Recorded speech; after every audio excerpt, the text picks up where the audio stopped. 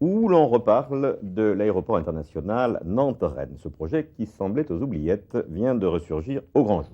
Élément nouveau, une volonté commune des deux présidents des conseils généraux d'Ille-et-Vilaine et de Loire-Atlantique de mener à son terme le projet de Notre-Dame-des-Landes. Mais l'horizon reste lointain, on parle des années 2025 ou 2030.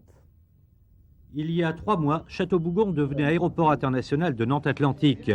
La nouvelle aérogare était inaugurée, preuve de l'extension du premier aéroport de l'Ouest.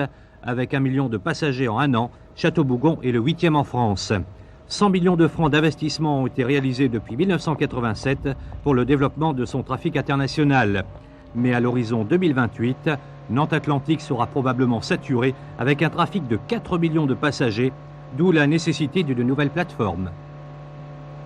Il ne s'agit pas de concurrencer Nantes-Atlantique, bien entendu, mais de tenir compte de l'évolution des trafics au 2e millénaire et d'être prêt à répondre, dans le cadre de l'arc atlantique, à un grand aéroport recouvrant encore une fois 2 régions, voire plus.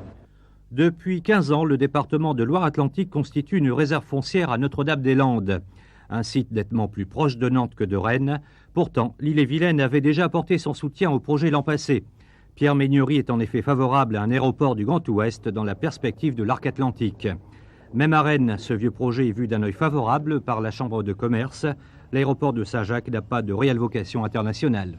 À mon sens, cet aéroport devrait être un point de départ d'un grand pôle d'affaires entre Rennes et Nantes, où aéroport international, mais nécessairement gare d'éclatement TGV, mais également pôle d'affaires, c'est-à-dire des bureaux, c'est-à-dire du tertiaire.